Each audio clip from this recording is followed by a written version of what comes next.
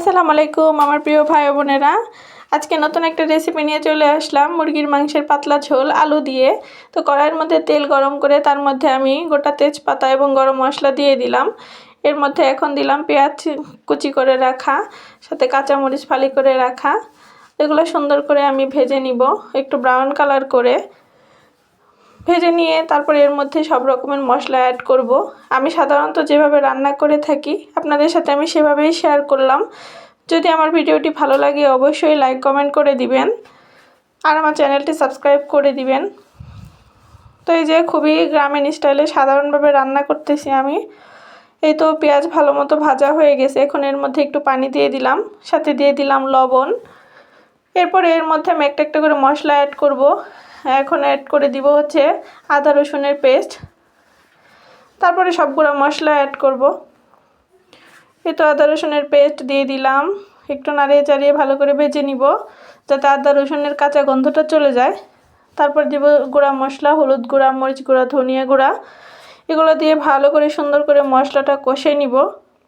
যতক্ষণ না তেল ছেড়ে আসতেছে ততক্ষণ মশলাটা যত ভালো করে কষানো হবে রান্না কিন্তু টেস্ট আরও তত বাড়তে থাকবে।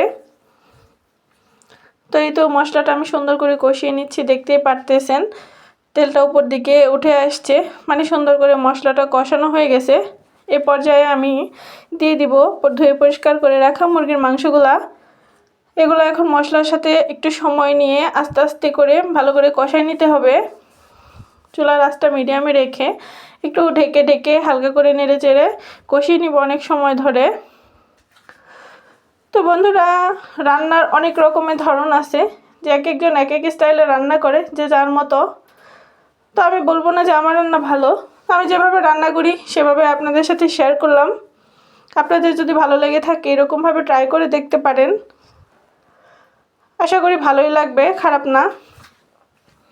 তো দেখতে থাকেন, এই যে আমি রান্নাটা করে নিচ্ছি, সুন্দর করে মশলাটার সাথে মাংসগুলো ভালো করে কষিয়ে নিচ্ছি।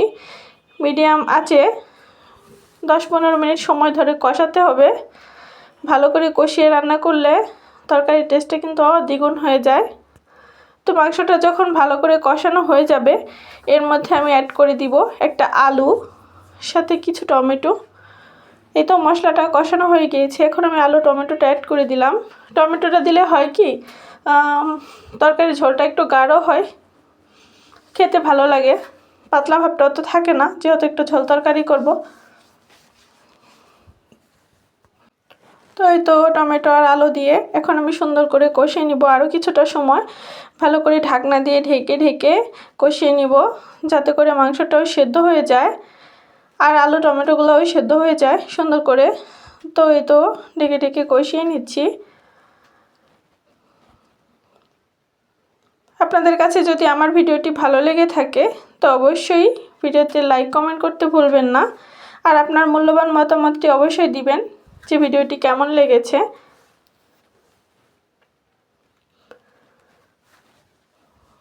এই তো ভালো করে কষানো হয়ে গিয়েছে, এখন আমি ঝোলের পরিমাণ মতো ঝোল দিয়ে দিব, যতটুকু ঝোল রাখবো সেই অনুপাতে পানি দিয়ে দিব। তো আমি যেহেতু একটু পাতলা ঝোল করবো এই জন্য পানিটা একটু বেশি পরিমাণে দিলাম যাতে মাংসটা আরও ভালো করে সেদ্ধ হয়ে যাওয়ার পরেও কিছুটা ঝোলের পরিমাণ বেশি থাকে। তো এই তো এখন আমি আবার ঢাকনা দিয়ে ঢেকে ঢেকে কিছু সময় ধরে রান্না করব যাতে করে মাংস আলু সব কিছু সুন্দরভাবে সেদ্ধ হয়ে যায়। এভাবে করে আরও 10 মিনিট মতো আমি রান্না করে নিব ঢাকনা দিয়ে ঢেকে ঢেকে, যাতে করে সুন্দর করে সেদ্ধটা হয়। তো এই তো আমার রান্নাটা মোটামুটি শেষের দিকে চলে এসেছে।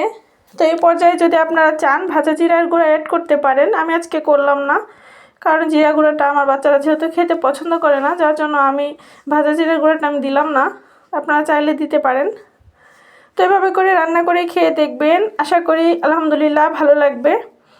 এই তো আমার রান্নাটা আজকের মতো এখানেই শেষ, এখন নামিয়ে নিলে পরিবেশন করলেই হয়ে যাবে। তো আপনারা সবাই ভালো থাকবেন, সুস্থ থাকবেন, আপনাদের জন্য অনেক দোয়া রইল, সাথে আপনারাও আমার জন্য দোয়া করবেন। ভালো থাকবেন, আল্লাহ হাফেজ। আমার প্রিয় ভাই ও বোনেদের সবাইকে আল্লাহ হাফেজ এবং আসসালামু আলাইকুম জানিয়ে ভিডিওটি আজকে এখানেই শেষ করছি।